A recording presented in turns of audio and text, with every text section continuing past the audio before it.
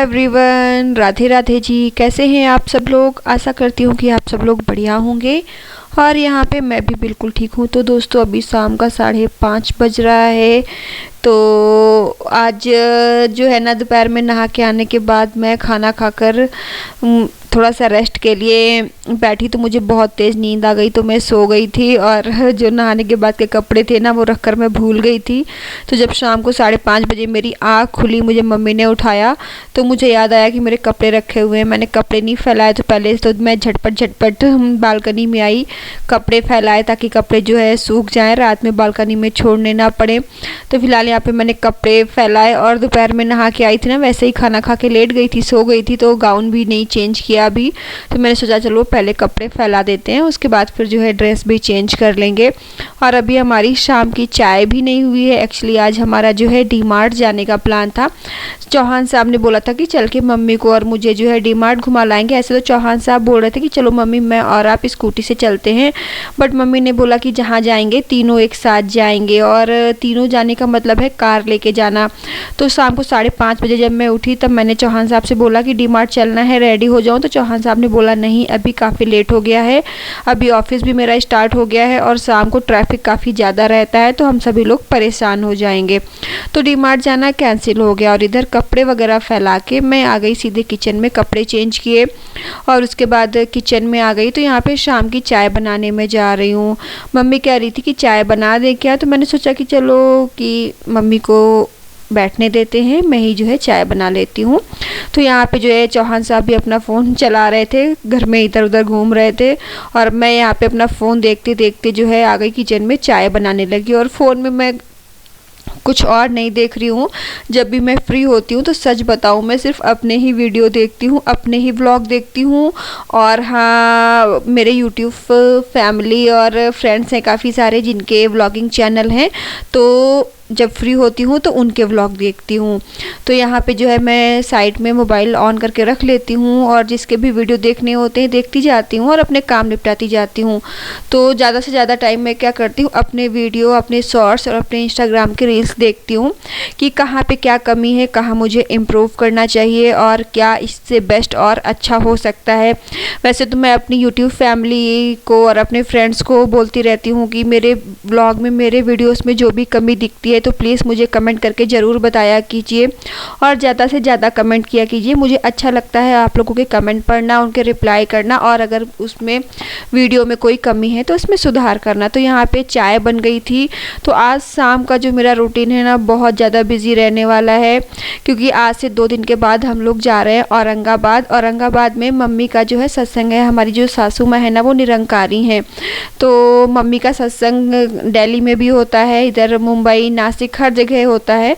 तो जहाँ पे भी होता है तो हम लोग मम्मी को लेके जाते हैं। तो मम्मी का इस बार जो है सत्संग औरंगाबाद में है। लास्ट टाइम नासिक में था, कोरोना जब हुआ था ना उससे पहले। तो बीच में 2 साल कोरोना रहा ना, तो उसमें जो है मम्मी का सत्संग नहीं हो पाया, बंद चल रहा था। तो अभी फ़िलहाल हम 2 साल बाद फिर से जो है ये निरंकारी समागम में शामिल होने के लिए जा रहे हैं, हमें इसमें शामिल होने का मौका मिल रहा है। तो इस बार जो है मम्मी का जो ये समागम है ना ये औरंगाबाद में है। तो आज से 2 दिन बाद यानी कि 26 तारीख की मॉर्निंग में हमें निकलना है औरंगाबाद के लिए। तो अभी मैंने कुछ भी पैकिंग नहीं की है, मम्मी ने तो कल शाम को पैकिंग कर ली थी, सारा सामान जो है अपने कपड़े वगैरह पैक कर लिए थे, क्योंकि हम लोग जो है ना समागम में औरंगाबाद 3 दिन के लिए जा रहे हैं। तो 3 दिन के लिए तो जाहिर सी बात है कपड़े ठीक से ले जाने पड़ेंगे। मौसम सुबह शाम ठंडा रहता है तो गर्म कपड़े भी ले जाने पड़ेंगे। वैसे समागम में ना सुविधाएं सारी बहुत अच्छी रहती हैं, खाने पीने की सुविधा बहुत अच्छी रहती है, पानी वगैरह की सुविधा बहुत अच्छी रहती है, वॉशरूम वगैरह की भी कोई दिक्कत नहीं होती, मतलब सब कुछ वहाँ पे बेस्ट रहता है। और वहाँ की जो मैं इतनी तारीफ़ कर रही हूँ ना, वो तो जब मैं औरंगाबाद जाऊँगी तो मैं वहाँ 3 दिन रुकूँगी और तीनों दिन के वीडियो जो व्लॉग है आपके साथ शेयर करूँगी कि वहाँ पर क्या कैसा रहता है। तो आप खुद देख लीजिएगा, वहाँ पे बहुत अच्छा लगता है, सभी अपनी फैमिली के साथ आते हैं। और पंडाल तो इतना बड़ा लगता है ना, करीब मुझे लगता है कि उसमें लाखों की तादाद में लोग रहते हैं। जो रुकते हैं वो लाखों की तादाद में होते हैं, जो रोज़ पर डे आके चले जाते हैं उनकी तो कोई गिनती ही नहीं। तो वहाँ पे बहुत मज़ा आता है, बहुत अच्छा लगता है। तो जब भी ये मुंबई वाला समागम होता है ना, मतलब ये महाराष्ट्र में जहाँ पे भी, तो हम लोग मम्मी के साथ जाते हैं। तो बस उसी की पैकिंग करनी बाकी है। तो यहाँ पे हमारी चाय हो गई थी, चौहान साहब नीचे क्रिकेट खेलने चले गए थे और मम्मी नीचे टहलने चली गई थी। मुझे भी चलने को कह रही थी, लेकिन मेरा जो है पैकिंग वगैरह वाला काम नहीं हो पाया था ना, तो मैं नहीं गई। मैंने बोला मम्मी आप ही आज होकर आ जाओ। तो यहाँ पे सब लोग चले गए थे। उसके बाद मैंने आके मंदिर में दिया जलाई, आरती वगैरह शाम की और उसके बाद फिर जो है उठ गई अपनी पैकिंग के लिए। और यहाँ पे पैकिंग का जो है मैं रख रखाव देख ही रही थी, तब तक मम्मी भी वॉक करके आ गई थी। तो मम्मी भी मेरी हेल्प कर रही थी कपड़े रखने में, कि मुझे कौन से कपड़े ले जाने चाहिए, कैसे कपड़े रखने चाहिए। तो यहाँ पे मैं अपने और चौहान साहब के दोनों के कपड़े अलमारी से निकाल रही हूँ, कि जो कपड़े प्रेस करने वाले हैं वो प्रेस कर लेती हूँ और जो ऐसे हैं तो उनको ऐसे रख लेती हूँ। तो हम लोग 3 दिन के लिए जा रहे हैं, तो ज़्यादा कपड़े नहीं, हम लोग 3 जोड़ी कपड़े ही लेके जाएंगे। एक जो हम जिस दिन पहन कर जाएंगे वो तो उस दिन वैसे ही चल जाएगा, और उसके अलावा 3 जोड़ी कपड़ा एक्स्ट्रा, क्योंकि वहाँ पे बहुत बड़ा मतलब पंडाल के नीचे हम लोगों को रहना होता है। सुविधाएं तो सारी बहुत अच्छी होती, लेकिन भीड़ होती, सब कुछ होता है ना, उठना बैठना घूमना फिरना, तो कपड़े फिर ज़्यादा गंदे होते। तो 3-4 जोड़ी कपड़े तो लेके ही जाएंगे। और साथ में बिस्तर वगैरह भी, मतलब वहाँ पे पंडाल के नीचे जो मैट है वो अच्छे से बिछी रहती है, लेकिन फिर भी अपनी सुविधा के लिए ज़रूरी है ना कि हम किसी के ऊपर डिपेंड होके क्यों जाए। वो वैसे ही हमें खाने पीने की, रहने की, लाइट की, हर चीज़ की इतनी अच्छी सुविधा देते हैं, तो कुछ चीज़ें जो है हमें अपने आप से भी कर लेनी चाहिए। तो वहाँ पे सब जो वैसे तो मैट जो दरा होता है ना मोटा, वो वहाँ पे बिछा रहता है कारपेट, लेकिन फिर भी सब लोग वहाँ पे अपने बिस्तर लेके जाते हैं, तो हम लोग भी अपने बिस्तर लेके जाते हैं।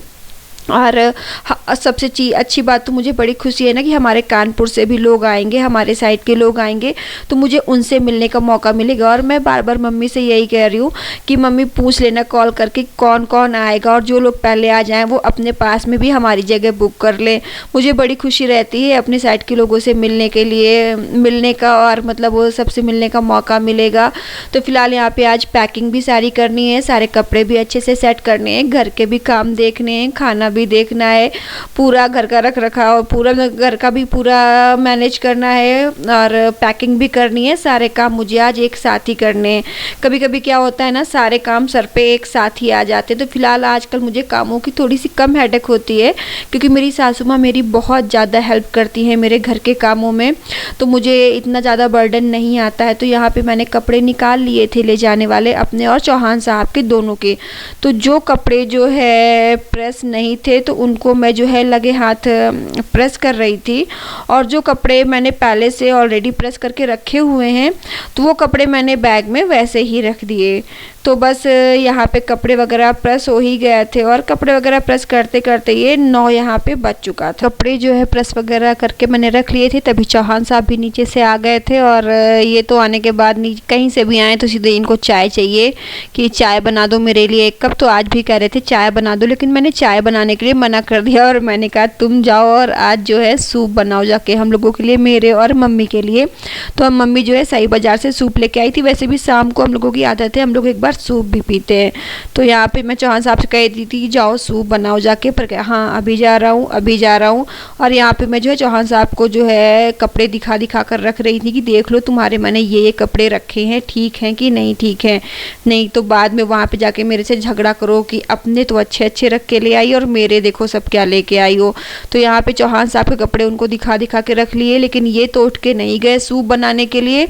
मम्मी बोली मैं ही सूप बना देती हूँ, तो मम्मी जो है सूप बना कर ले आई थी हम लोगों के लिए। तो हम लोग यहाँ पे जो है ये टमाटो वाला सूप है शायद, तो वही टमाटो वाला सूप पी रहे थे। और यहाँ पे मैं बिस्तर भी सारे रख रही थी एक साथ, जो बिस्तर हमें वहाँ समागम में ले जाने के लिए है।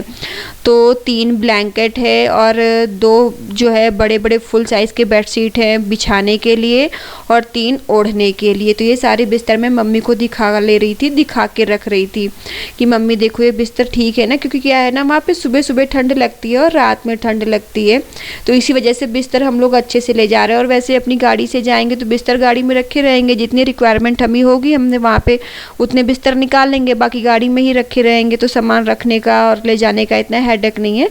तो अच्छे से बिस्तर भी देखो सारे रेडी कर लिए, बैग भी रेडी हो गए, बिस्तर भी रेडी है।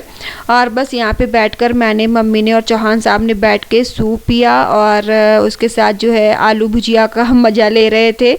तो फिलहाल सूप वगैरह बहुत अच्छा लग रहा था, शाम के टाइम में हम लोग एक ही बार चाय पीते हैं और उसके बाद फिर कभी ग्रीन टी हो जाती है तो कभी सूप हो जाता है। और आज खाना नहीं बनाना था क्योंकि मेरा तो दोपहर में ही देर से खाया था, तो शाम को मेरा खाने का मन नहीं था। मम्मी को पूछा तो बोला वो भी खाना नहीं खाएंगी शाम को, तो बस यहाँ पे दोपहर का खाना रखा हुआ था पूरा, सब्जी चावल रोटी, तो बस वही मैं यहाँ पे जो है सब्जी वगैरह गर्म कर दे रही थी अच्छे से।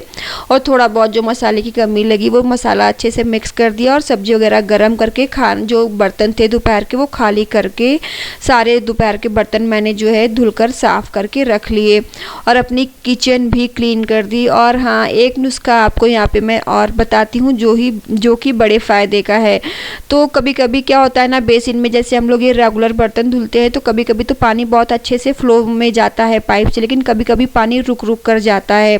तो वो इसी वजह से होता है क्योंकि बेसिन की जो वो होता है पाइप होता है ना, उसमें कचरा फंस जाता है, तभी पानी रुकने लगता है।